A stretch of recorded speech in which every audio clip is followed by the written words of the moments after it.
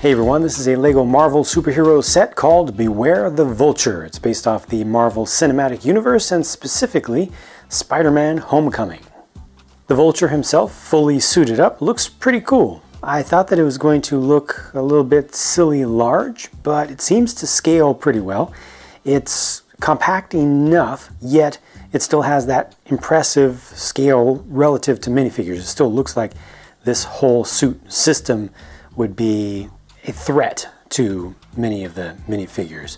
So I think this is pretty well done. It has the two rings in the back for the thrusters. I don't know what they're supposed to be, like lift fans, I guess. However, they don't have any actual fan elements inside of them. I think that's a miss right there. I think that's really important to have something inside of these circles to represent those fast spinning fans that allow the suit to hover.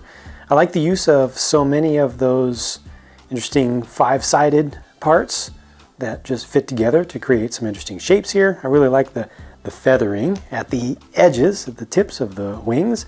And this has two stud shooters that are built into the center, which really work properly while you're actually holding the thing. You know, it's very convenient to hold this from the back and then operate the two of those. Also, they can be removed and used with the figure alone. And I especially appreciate the ability to get it to stand up like this. You know, they don't include any clear stand to make this stand up higher off the ground, but just the fact that you can get it like this in a display form, I think is pretty important. You can also kind of flap the wings. So I've got the wings back just a little bit here. You can bring them straight forward, and you can bring them, I thought it was just one, it looks like a couple of ratchets forward. As for moving them back farther than that, things start to get in the way with these elements on the back that provide the connections again for the lift fans, if you will. Really nice stickers on the back there.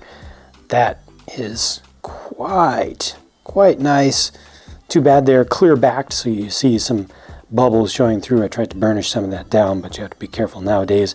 With those clear backed ones, they'll actually bring adhesive over the edge as you try to burnish them down, which then just smears everything up. But really nice print designs there. I'm usually not that huge of a fan of just the quality of stickers on normal things, but this is pretty well done. And of course, you know, all these appendages at the ends can be changed around to create some relatively dramatic poses. Overall, I just think that this is done right for LEGO scale. This truck is built 8 studs wide, plus a little bit because of the extension of the fenders and also the wheels and tires. The wheels and tires actually come from Speed Champions, but I feel that for this scale, for this size, is actually built fairly compact. There's not a lot of overhang on it. There's not a lot of unused space. I like how much curvature there is along the sides of the thing. The only thing that I don't like here in terms of its proportions is definitely the choice of tires from Speed Champions, because they're just very, very low in profile. I feel like a truck like this needed something that was higher in profile, a little bit closer to off-road or just general, you know, all-season use. This looks like it's trying to be like a racy type of vehicle. I like the stickers on it, especially the one on the back. Most of them are just showing Spider-Man webs and various amounts of damage around it. The yellow showing through is fine. I think it's supposed to represent either the kind of interface between a camper shell and the base truck, or it's just being a stripe going through. But it looks just a little bit awkward there with the exposed hinges, but I like this action here of being able to open up the roof and then pull out this 6 stud shooter. You know, by default, that's a pretty big thing to have hidden away just normally. So being able to get that out, being able to access it easily and quickly with no trouble is good. You can fire from the back if you want to.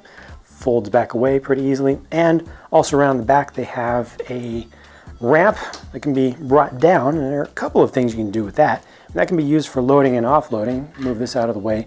Got some cargo in there that can be brought out. Now one of these is empty and one of them is not.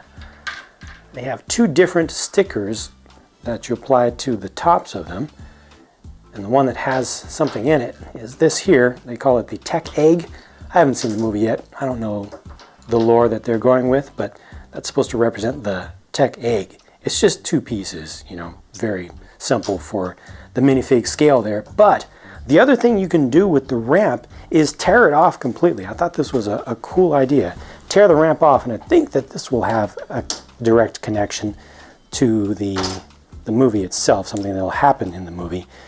You do have to kind of reset the clips, because most of the time those clips actually do pull off like they just did, but put the Spider-Man web on the back of it, and you can just see this as kind of the aftermath of him, you know, Spidey coming up and webbing up the back of this thing, causing it to stop, you know, just connecting it to the ground and basically trapping it into place, or at least putting a lot of drag on the base of it. Nice little, you know, small thing that you can do for changing up your scenario based on what time that you're looking at this chase here. There are a couple of clips inside of the side panels, and they have some small items in there. There's this thing, and then over here, there's this thing, 2 pieces each, but the idea is that you would put the 2 together to create a minifig launcher weapon. Actually, better yet, do it like that. There we go. And that's a weapon that can now be used. The driving compartment is nothing special. They don't have actual opening doors on the sides or anything, and it just fits a single minifigure centered right there, but they have enough room for the gauntlet pieces for the Shocker. We'll look at the figure up close very soon. They've done something cool for Spidey in this set, introducing the Power Blast piece previously used by Iron Man in trans light blue.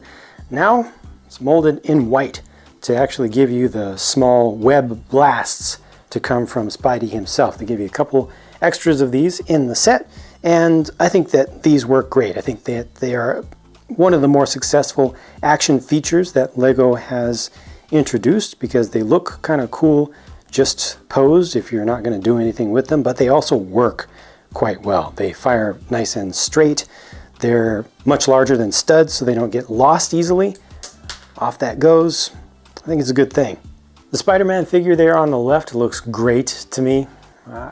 To me personally, to my eyes, it looks like one of the better Spider-Man figures ever made, if not the best. Good printing on the side of the arms, dual molded legs, fine details in the torso, a good expression for the face, if you will. And then, speaking of the devil, there's Iron Man with yet another one of his suits. I've given up on keeping track of them. They're just making way too many of those things.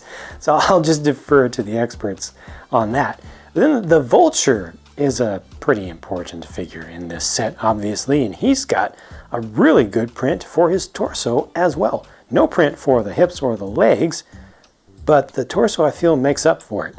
His helmet is based on the mold of the classic Iron Man style helmet that LEGO did, and I think that it fits just fine. They did a good job with the print. It wraps around the sides enough to really change the overall look of it, to make it not look like just a reskinned Iron Man helmet to me, to my eyes. I think they changed it enough, and the color helps with that as well.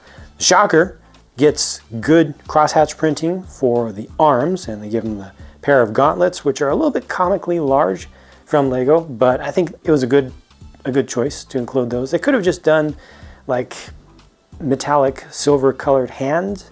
I think that would have worked okay as well, because the gauntlets aren't that huge, but like I said, I think this works for LEGO.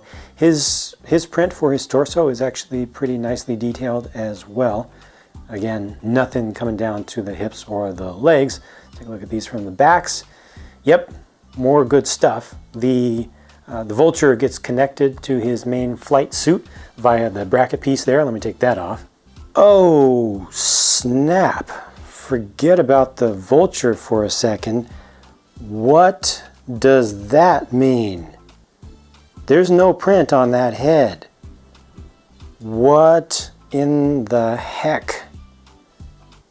Is that some sort of spoiler that means that it's actually going to be a Jarvis that is in full control of the new suit? There's no Tony Stark inside of it? Holy heck.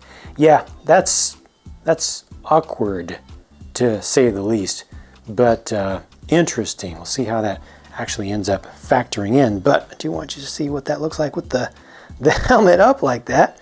Okay, it's unfortunate that you see the little white mark inside of there, but this lets you see the Vulture's regular face, and you also saw the print on the back of the torso and the back of his head, of which there isn't much.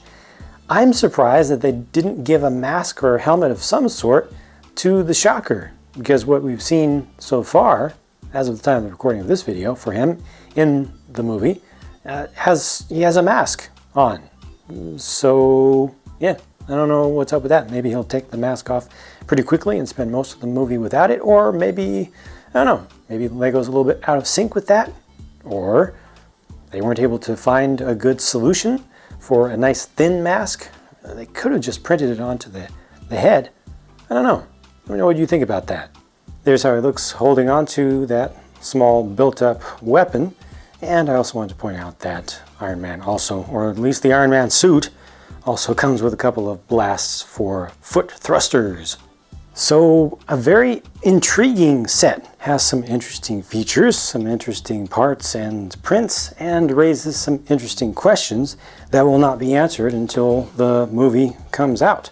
I think that overall the Lego designer has done a very successful job of incorporating play features for kids into this, having things that are nice for collectors. The suit here, the Vulture suit, actually looks good on display. The truck looks pretty good, but the integration of the opening sides does bring in the kind of line there through the waistline of it in the back. It doesn't look so great, and I don't think that's a good choice of wheels and tires there. A little bit of modification will make that look much nicer. So I will leave it at that. If you'd like to add anything based on your own knowledge from this universe, please feel free to leave a comment down below. Also, let me know what you think about the set. What are your favorite aspects of it, or what is your favorite thing here? What don't you like? As always, thanks much for stopping by, and if you'd like to, stop by again soon, because my next video is on the way.